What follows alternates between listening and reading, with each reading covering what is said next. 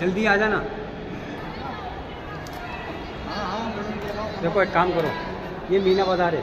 हाँ, यहाँ से उतरो के कपड़े की मार्केट है यहाँ पर। हाँ, यूँ जाओगे ना आप, मठिया मेल है।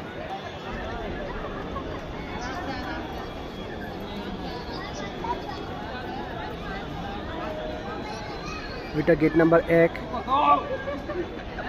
এই গেট দিয়ে বের হলে মূলত হচ্ছে গিয়ে খাবারের দোকান, মুসলিম মানে হালাল খাবারের দোকান, প্রচুর ভ্যারাইটি সব কিছু পাওয়া যায় জায়গায়। কুনাফা খির থেকে শুরু করে বিরিয়ানি, মাটন থেকে শুরু করে সব কিছু। আর এটা হচ্ছে গেট নাম্বার 3-2 আমার সুদা, যেটা এটার নিচে হচ্ছে মিনা মার্কেট।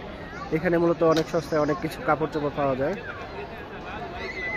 আর এটা হচ্ছে গেট নাম্বার 3। এই দিক দিয়ে বের হলে কি আছে এটা আসলে আমি জানি না।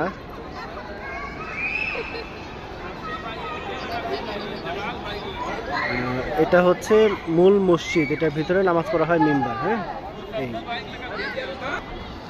আর এখানে একটা হাউস আছে, এখানে মূলত সবাই উজু করে, বিভিন্ন মান্যত থাকে, নামাজ পড়ে। এই